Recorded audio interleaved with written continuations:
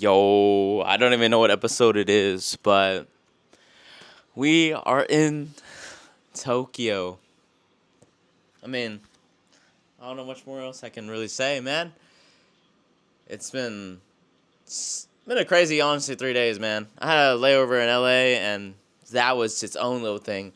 I have a little clip from the McLaren 750S, so probably have my editor put it like right here, if anything. But yeah, I mean, got here yesterday, explored the city a little bit, and then went to bed.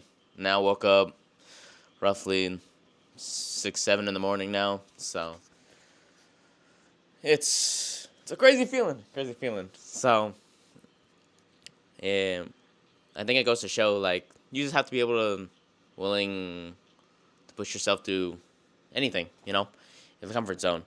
And being able to travel by myself to meet up with my friends a little later today, you have to think about it. Like, not many people will go out of their way to, go do things that they want to do. Like, I want to have fun with my friends, but, I wanted to go first. So, I got here already 2 days ahead of them. So, I'm just, probably here a little later. And I've already had yesterday to just accommodate myself. But, like, it is daunting. Like, when you get to the airport, you have to go find an IC card. You have to go find the train station that you have to go to. You have to get to your hotel, your Airbnb, or whatever you plan, right?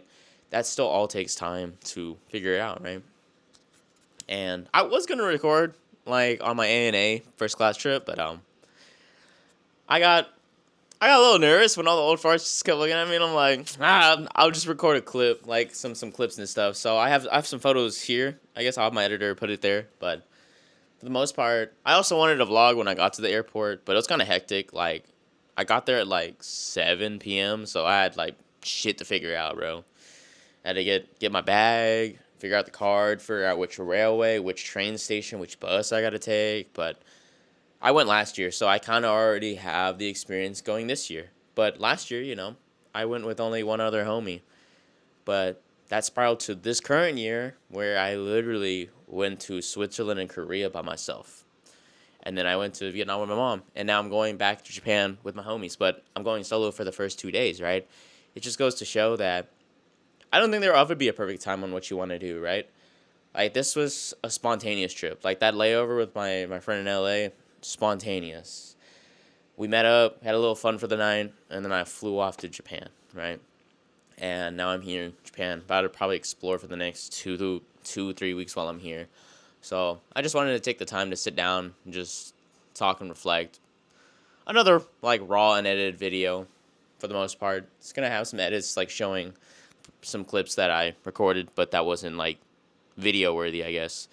But, yeah, I haven't been posting because the whole moving process still is going, and then also I had to plan for this trip. Like, I booked all my flights like two-ish weeks out, man. Like, point conversions and all that stuff.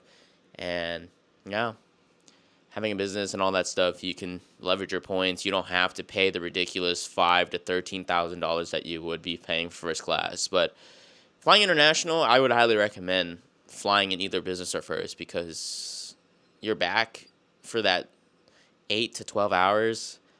It's gonna really hurt, bro. So just sleeping for the most part on the flight here was really good for the jet lag. Like, I don't feel as jet lagged.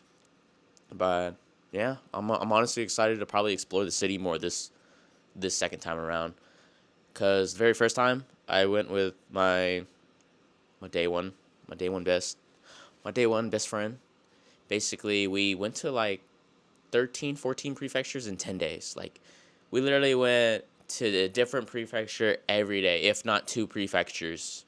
And I didn't really get to explore the city, right? This time around, the homies that I'm going with are, we're going to explore 3 prefectures for the most part and split it up into 4 or 5 days. And then we might do day trips to other prefectures, but for the most part, honestly excited to enjoy with them, man. I think there are experiences that you got to enjoy by yourself, but also experiences that you got to enjoy with homies, right? Like, coming back to the city, now knowing where to go, what to do, I think it makes it more fun going with homies that also already have experience going, right? So it's more rapid pace than just us going at our own pace. But how will you know if you never go for the first time too, right? Like, if you're contemplating whether to go to, start small. Like, go to a smaller city, go by yourself to dinner, go by a restaurant by yourself or whatever, right? And if you have a significant other, feel free to take them along too and stuff like that. But there comes a time where time doesn't wait for you, man. If you want to go do something and it doesn't line up with someone's schedule, and they're not going to be bothered by it, they're going to be okay with you going, or, family reasons, like if they allow you to go, like, take the first step and try. Go to a restaurant by yourself, go to a movie by yourself, then move up to going to a different state, like a short distance state, then try long distance state, and then go try international for once, right? But those come with its own, not burdens, I guess. I would say, like, its own cons. Because when you do go by yourself, yes, you have to be more aware. Like, you can't just plug in your earbuds all day long. Like, when it comes nighttime, you kind of have one down. Pay attention to your shadows. Pay attention to your surroundings. Make sure, you lock your hotel room or lock whatever room you get into or whatever. Like, you have to be self-aware. You have to be more self-aware because you're by yourself. And everything you do, you just have to be careful. And you're in a different country or a different state. So it's not home. So you are out of your comfort zone. So just be a little more aware of your surroundings. But for the most part, it's fun, man. And I think I take this mindset into every other field. Like, it all started with bodybuilding. Like, I didn't know if I was going to be comfortable getting on stage, everybody looking at me and all that stuff, right? But, lo and behold, I took that to business, and now I take it to traveling, and then I also take it to my mindset, The best things are yet to come, but you also have to put in the work to make it happen, right? If I didn't book this trip, say I'm down, go by myself for the first 2 days, be before my homies' schedules lined up to where we all meet up, I wouldn't be here right now because I just, our schedule didn't line up. Oh, I'm going to be going by myself. I'm going to have to figure this out all by myself and all that stuff. But how will you learn if you don't try, right? And I've done it numerous times now, solo trips, and it just gets easier and easier every time. And I think that goes to any field that you do.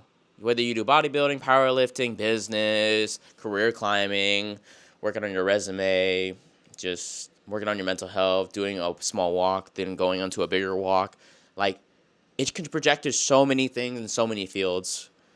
And yeah, I hope this serves as inspiration for anyone watching this, just to go out there and do it, man.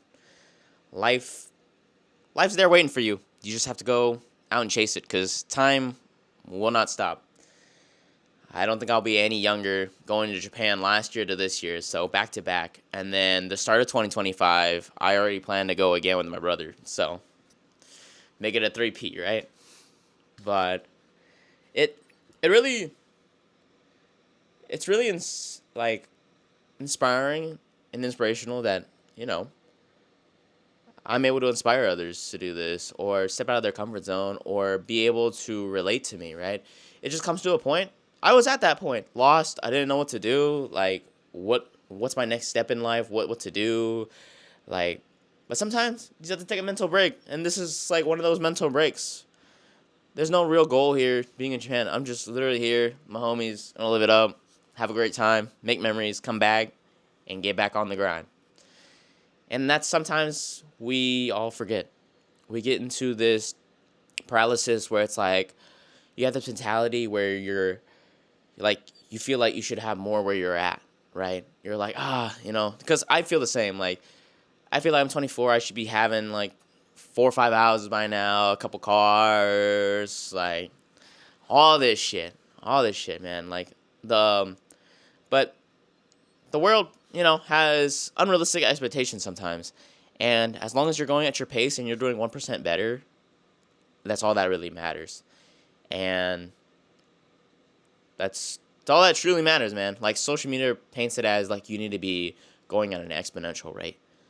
But sometimes business or anything you do, like your body goals, your traveling experience, whatever, you still gotta save up. You still gotta plan. The same thing with bodybuilding. You gotta eat. You gotta sleep. You gotta train routine. Business. You gotta wait for the results to come in. You gotta sample the iterations, product testing, whatever your business is. Right. Everything requires time, and this requires time. You know, being able to plan all this, fly over here, do all that. It takes time. So don't feel like you're falling behind. You know, you're not where you want to be right now, but that doesn't mean that's your end destination, right? You have to keep pursuing and striving for better, and eventually you will be at where you want to be. But yeah, short little yap session, but yeah, probably get on with my day. Peace.